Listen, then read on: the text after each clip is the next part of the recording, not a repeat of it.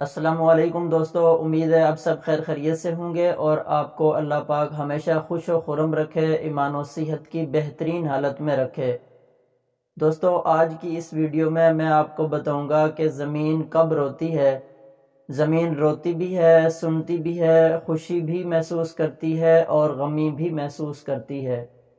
اس پر آپ صلی اللہ علیہ وسلم کے 2 فرمان مبارک ہیں، اس لیے آپ نے ویڈیو پوری دیکھنی ہے، سکپ نہیں کرنی، تاکہ آپ کو مکمل معلومات مل سکے۔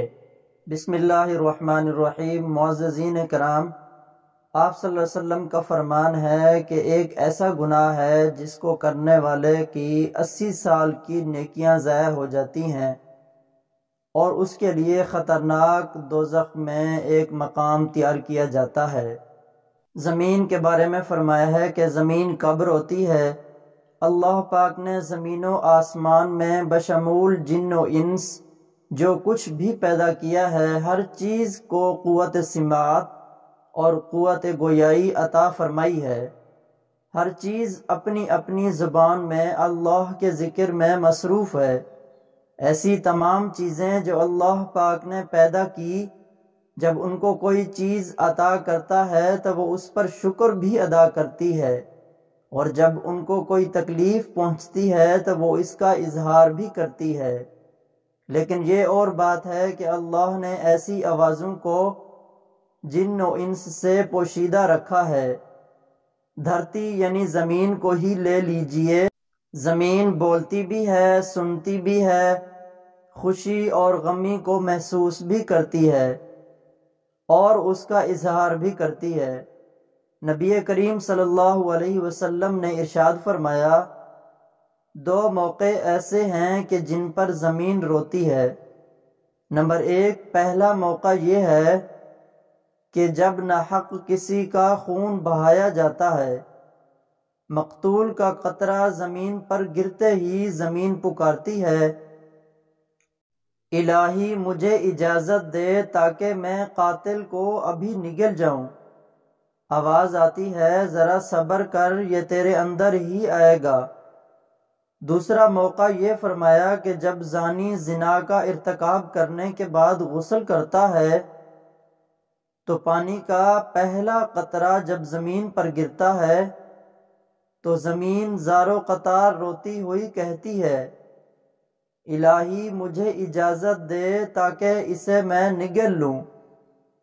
آواز آتی ہے، تھوڑی دیر صبر کر، یہ تیرے پاس ہی آئے گا۔ زناکاری ایک بدترین لعنت، ذلت اور پستی کی علامت ہے، بے ایمان فعل اور جرم شنی ہے۔ اس کا مرتکب وہی شخص ہوگا جس کے دل میں خوف خدا، عذاب آخرت کا ڈر آیات قرآنیہ اور احادیث نبویہ کے پاس نہ ہو، اپنوں اور غیروں میں اپنی ذلت اور رسوائی کا اندیشہ نہ ہو، اور وہ نہایت ہی بے غیرت، بے شرم اور بے حمیت، جس کی انسانیت حیوانیت سے مغلوب ہو چکی ہو، اس جرم شنی اور حرکت قبیحہ کے ارتکاب کا مجرم ہو سکتا ہے۔ قرآن کریم نے زنا تو کیا، اس کے قریب جانے سے بھی منع فرمایا۔ بدکاری کے پاس نہ جاؤ، بے شک وہ ہے بے حیائی اور بہت ہی بری راہ ہے۔ یعنی زنا خود بھی قبیح اور دوسرے مقاصد کے اعتبار سے قبیح تر ہے اور 1000 بار لائق مذمت ہے۔ افراد کی روحانی پاکیزگی اور اخلاقی طہارت کے بھی منافی ہے۔ روحانیت کے چہرے پر ایک بدنما داغ ہے اور جسمانی معاشرتی مرتبہ کے لحاظ سے بھی قابل نفرت ہے۔ حضرت ابو ہریرہ رضی اللہ تعالی عنہ سے روایت ہے کہ حضور اقدس صلی اللہ علیہ وسلم نے ارشاد فرمایا، جو عورت کسی قوم میں اس کو داخل کر دے جو اس قوم سے نہ ہو، یعنی زنا کرایا اور اسے اولاد ہوئی، تو اسے اللہ عز و جل کی رحمت کا حصہ نہیں ملے گا۔ اور اللہ تعالیٰ اسے جنت میں داخل نہ فرمائے گا۔ حضرت عبداللہ بن عباس رضی اللہ تعالیٰ عنہ سے روایت ہے کہ رسول پاک صلی اللہ علیہ وسلم نے ارشاد فرمایا، جس قوم میں زنا اور سود ظاہر ہو جائے تو انہوں نے اپنے لیے اللہ عز و جل کے عذاب کو حلال کر لیا۔ حضرت عمر رضی اللہ تعالی عنہ سے روایت ہے کہ نبی اکرم صلی اللہ علیہ وسلم نے ارشاد فرمایا، جس قوم میں زنا ظاہر ہوگا وہ قحط میں گرفتار ہوگی، اور جس قوم میں رشوت کا ظہور ہوگا وہ روم میں گرفتار ہوگی۔ حضرت بریدہ رضی اللہ عنہ سے روایت ہے کہ رسول پاک صلی اللہ علیہ وسلم نے ارشاد فرمایا، ساتوں آسمان اور ساتوں زمینیں بوڑھے زانی پر لعنت کرتی ہیں۔ زانیوں کی شرمگاہ کی بدبو جہنم والوں کو ایذا دے گی۔ نبی کریم صلی اللہ علیہ وسلم نے ارشاد فرمایا، زنا سے 6 باتیں ظہور پذیر ہوتی ہیں، 3 دنیا میں 3 آخرت میں۔ دنیا میں زانی کا چہرہ سیاہ ہو جائے گا، اس لیے اس کے رزق میں تنگی آئے گی اور عمر سے برکت نکل جائے گی۔ آخرت میں اللہ تعالی کی ناراضگی میں گرفتار ہوگا، حساب و کتاب میں سختی دیکھے گا، عرصہ دراز تک دوزخ میں رہے گا، بشرطے کہ ایماندار ہو، ورنہ ہمیشہ ہمیشہ اس کا ٹھکانہ دوزخ ہوگا۔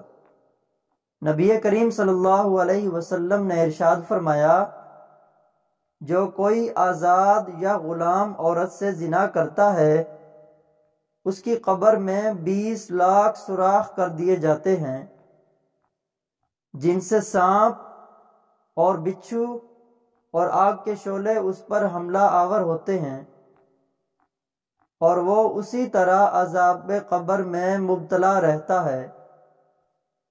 ایک اور جگہ نبی اکرم صلی اللہ علیہ وسلم نے ارشاد فرمایا، 3 قسم کے آدمیوں پر اللہ تعالی نظر رحمت نہیں فرمائیں گے۔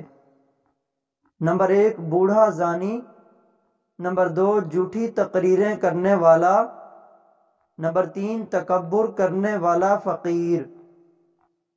آپ صلی اللہ علیہ وسلم نے ارشاد فرمایا، زنا سے 80 سال کی نیکیاں برباد ہو جاتی ہیں، اور دوزخ میں ایک کنواں زانیوں کے لیے تیار کیا جاتا ہے جس میں انہیں عذاب دیا جاتا رہے گا، اس کا نام حاویہ ہے۔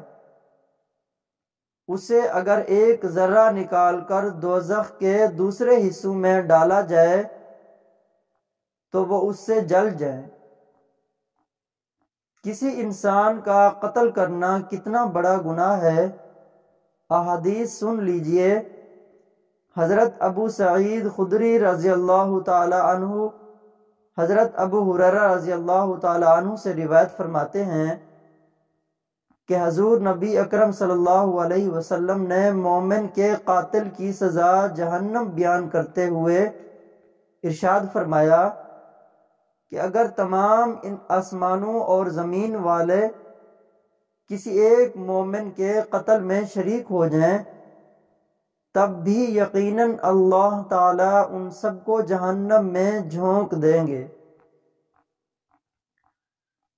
قتل و غارت گری، خون ریزی اور فتنہ و فساد، ناحق خون بہانا اتنا بڑا جرم ہے کہ قیامت کے دن اللہ تعالی ایسے مجرموں کو سب سے پہلے بے نقاب کر کے کافر کردار تک پہنچائے گا۔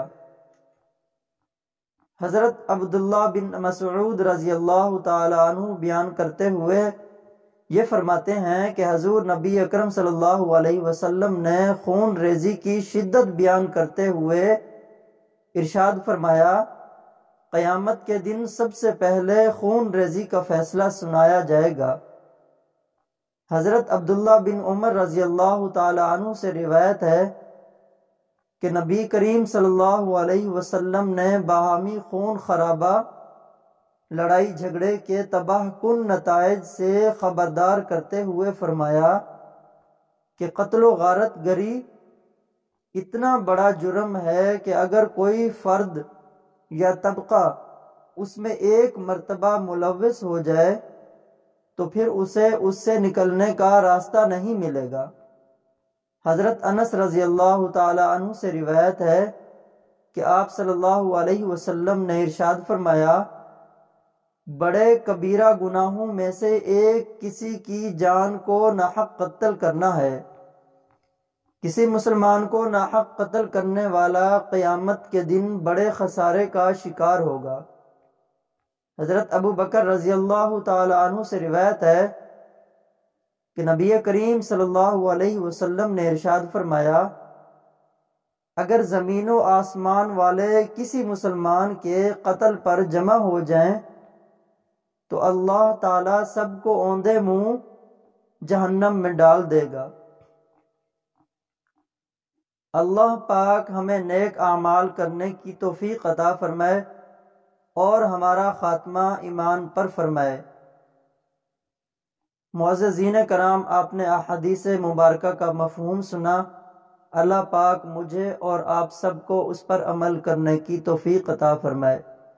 معززین کرام، اگر میری ویڈیو یہ آپ کو اچھی لگے تو لائک کریں، شیئر کریں اور میرے چینل کو سبسکرائب کر دیں۔ السلام علیکم ورحمۃ اللہ وبرکاتہ۔